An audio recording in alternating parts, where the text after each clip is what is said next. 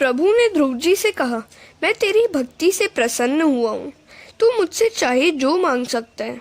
ध्रुव जी ने कहा, क्या मांगूं और क्या नहीं, यह मेरी समझ में नहीं आ रहा। आपको जो भी प्रिय हो वही मुझे दीजिए।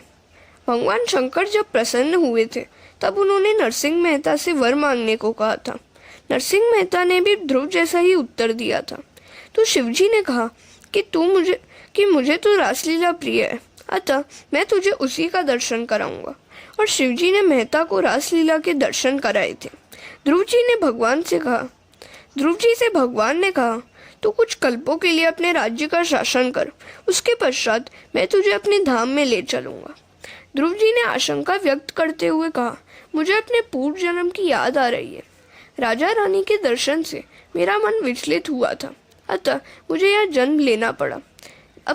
अब जो राजा बना तो फिर रानियों की माया में फंस जाऊंगा और असावधान हो जाऊंगा।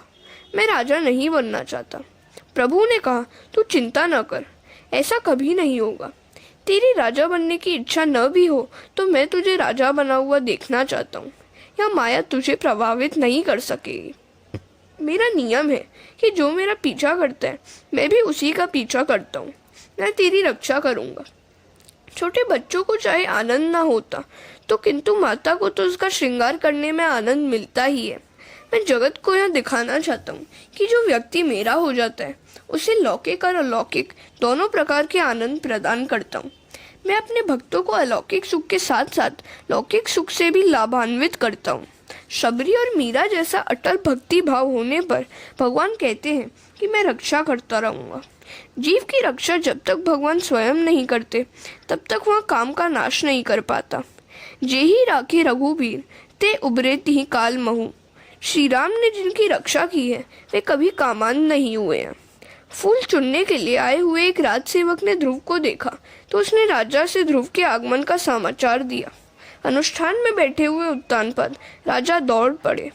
जरा देखिए तो सही, 6 मास पूर्व जिस उत्तानपाद राजा ने ध्रुव को अपनी गोद में क्षणमात्र भी बैठने नहीं दिया था, वही राजा अब भगवान के दर्शन करके आए हुए ध्रुव के स्वागत के लिए दौड़ते हुए जा रहे हैं।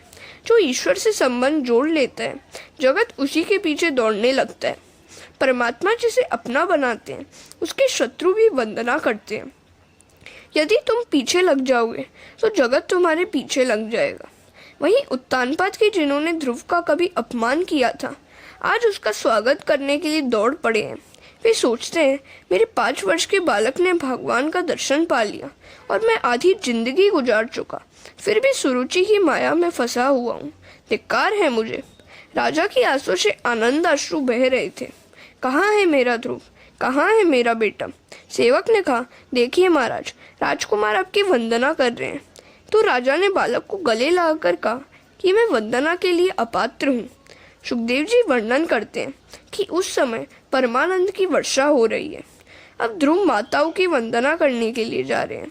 वे सोचते हैं कि मेरी माता ने तो कहा था कि उसकी मैं वंदना न करूं तो कोई वैसी बड़ी बात नहीं है, किंतु विमाता सुरुचि की तो मुझे वंदना करनी ही चाहिए। अतः ध्रुव ने जब सुरुचि को प्रणाम किया तो उसका दिल भर आया। कितना सयाना है यह। सुनीति का हृदय तो हर्ष के मारे इतना भर आया कि वह तो कुछ बोल भी न पाई। उसे लगा कि आज ही वह पुत्रवती हुई है, क्योंकि उसका पुत्र आज भगवान को प्राप्त करके आया है। रामचरितमानस में भी कहा गया है, पुत्रवती जुबती जग सोई, रघुबर भगत जासु सुत होई। जो सभी का आशीर्वाद प्राप्त कर सकता है वही सर्वेश्वर को प्रिय लगता है। लोगों ने कहा कि ध्रुव जी ने नारायण के दर्शन किए, अतः हम उनका दर्शन करके कृतार्थ हो जाएंगे। तो ध्रुव जी की नगर यात्रा का आयोजन किया गया। ध्रुव जी को हाथी पर सवार होने के लिए कहा गया तो उन्होंने कहा कि मैं अकेला सवार नहीं हो सकता, मेरे भाई उत्तम को भी पास में बिठाओ। उत्तम को हाथी पर पहले बिठाकर ध्रुव जी ऊपर सवार हुए। जो अपने भाई बहनों में, नाते रिश्तेदारों में परमात्मा का दर्शन नहीं कर सकता, उसे मूर्ति आदि में भी भगवान का दर्शन नहीं हो सकता। हरे कृष्णा।